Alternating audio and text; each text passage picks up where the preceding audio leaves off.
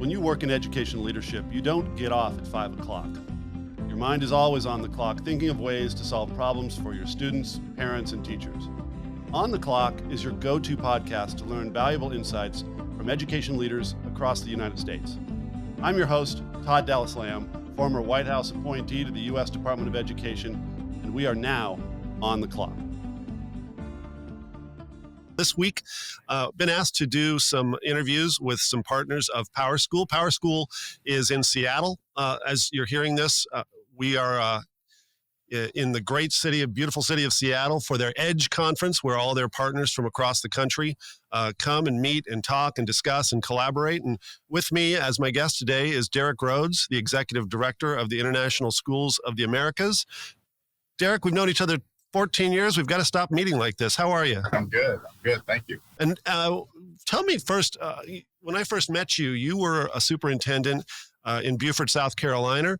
And then how did you find out about an opportunity with the School of Americas and Schools of the Americas? And what is that entity and how does it work? Well, first, thanks for having me. You bet. See you. I was international before going to Beaufort, where I was assistant superintendent.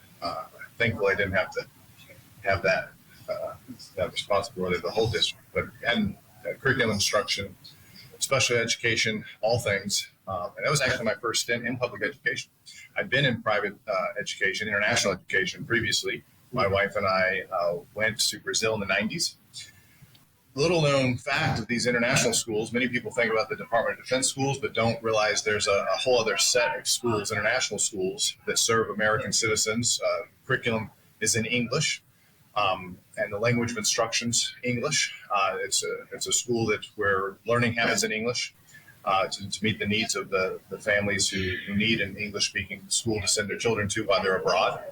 Our schools are all accredited in the United States. So I always tell people it's like picking up a school in your hometown and dropping in Buenos Aires, Argentina. I totally get, I think most people understand if you're stationed in Germany, Department of Defense can set up schools for your kids. Who's your audience? So our audience are where there's an embassy, Border Patrol, Customs, anything that's not military. We serve those students. So we're not on military bases. We're in the capital city. Most capital cities across the world have an American school or a school that services international families in English. Our schools that we support are in Latin America and the Americas. So North America, Central America, the Caribbean island, South America. Our history, we were founded in the 70s. I'm actually the third executive director. Wow. So we've enjoyed a very stable history. We're supported out of the United States Department of State and the Office of Overseas Schools. So we work very closely to work on issues of inclusive practices, meeting the needs of children who have learning differences, supporting the schools and whatever professional development that they might need. We help them hire teachers and administrators.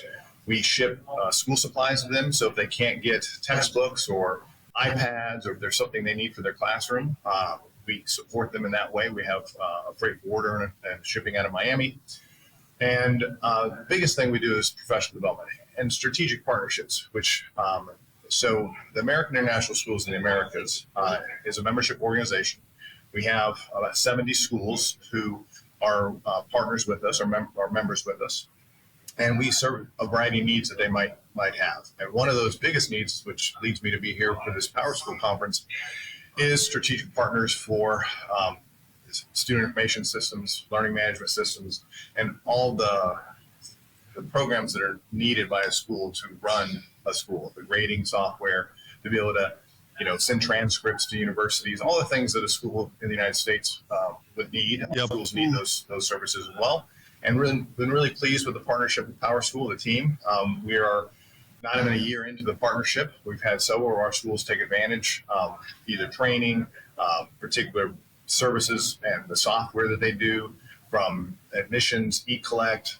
Most of the services are around the Naviance, college and career planning, the student information system, the SIS, which most of us know. When I was in South Carolina, the whole state of South Carolina uses PowerSchool. So obviously PowerSchool is well known in the United States. I think the numbers are 9 out of 10 kids or something like that are on PowerSchool. I remember our children, our two daughters, logging into the PowerSchool to see their grades and attendance and all those things. And they've PowerSchool purchased a learning management program called Schoology that we actually were using and knew about them before they were a PowerSchool product. And it's really powerful learning management system. Works really well with Google Classroom.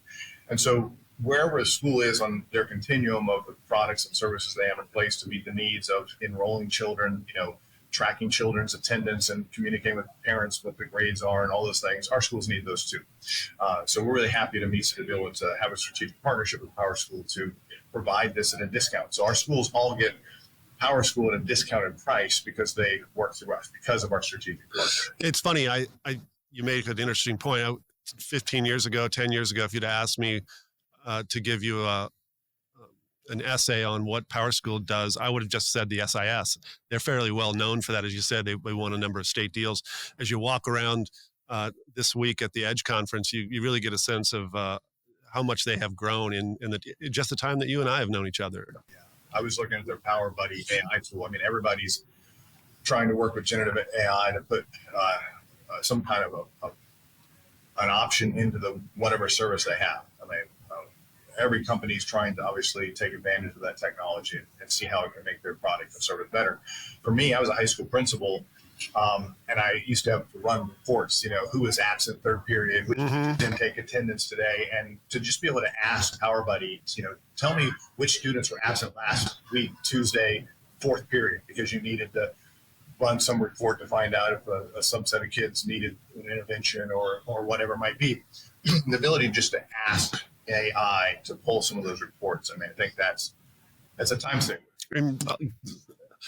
What kind of time saver? So I think as schools open the year and they're doing, assigning lockers to kids, they're doing all the things that you do to get students their schedule, their books, all the resources, everything, a family needs when they start up a new school year, that the administration and the administrative assistants and whatnot all have to do. I think that's when schools will start to see how much time this can potentially save. It's funny. I watched the movie No Way Out with Kevin Costner, 1987, Gene Hackman, and it's when you watch a movie that's based right about the time you were in high school, and you see the technology, and it's going to take us about a week to get these credit card records, and now we're doing things in seconds that would have taken weeks. In my lifetime, it's exciting. It's also a little scary, but it's pretty amazing to think what we were going to be able to do in education going forward. Yeah,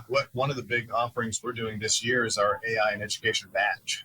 Very skill-oriented administrators, teachers. We have 4 AI courses that you can choose from, in addition to in-person learning at one of our conferences. And as we see people earn this AI in Education badge, one of the things they can do as part of the course is create their own bot, and to have a ChatGPT 4/5 version that's personalized for them and their work. And I think as we see AI really move learning forward to personalize lesson plans, to save teachers time with generating a lesson plan, making sure it aligns to the standards and addresses, what needs to be taught. So students, can retain that information, and anything that saves teachers time, I think is welcomed by teachers. At a time when we need to make this job as rewarding and efficient as possible, in a time we're losing teachers and there's a teacher shortage, I couldn't agree more. Yeah, our schools are amazing places for teachers to work. We provide housing, obviously airfare or whatnot to get you to the country where the school's located. And if people haven't looked up international schools or taken a look, our website's AMISA.us, AMISA.us. And, we'd love for people to visit us online, take a look at our professional learning, take a look at, what services we've offered, and really think about if you're able to grow and leave your country and you want to grow professionally and personally. I mean, I know that for us, it really changed our lives. We're not the educators we were before working in international schools. The international mindedness and how we help our schools really support their local communities with global citizenship work.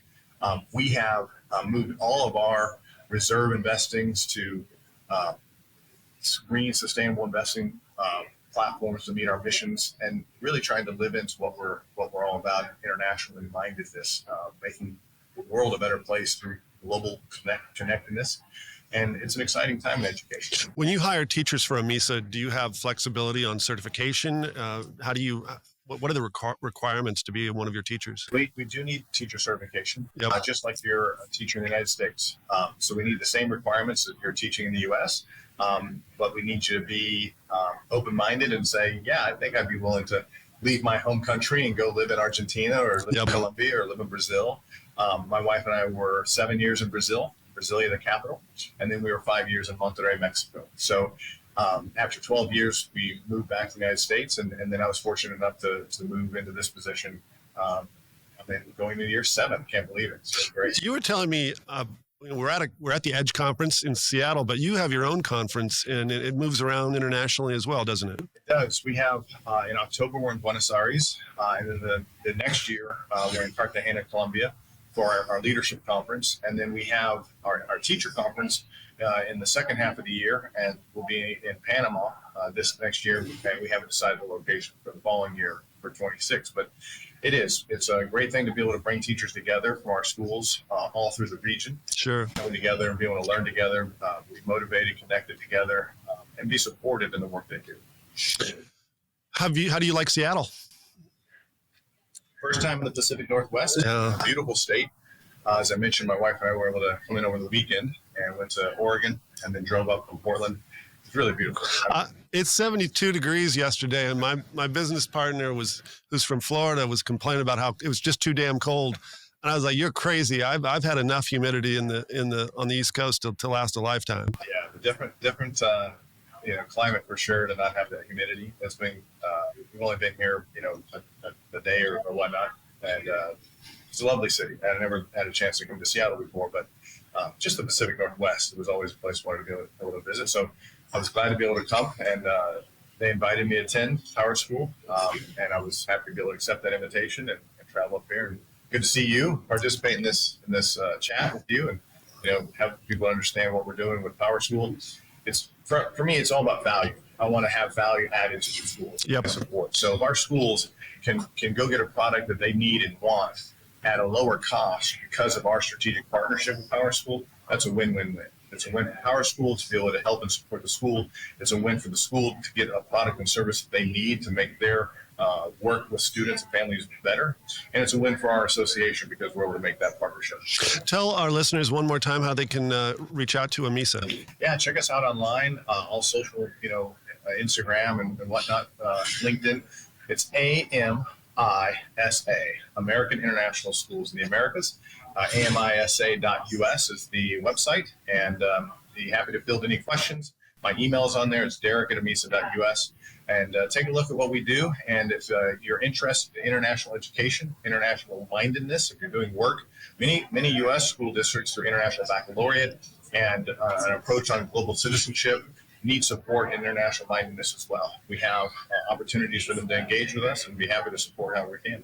Dereck Rhoads from AMISA, Executive Director and good friend and one of the good people in American education. Thank you for being on the clock, and I'll let you back and attack this conference. All right. It's good to be here. Thanks. Thank you. Thank you for listening.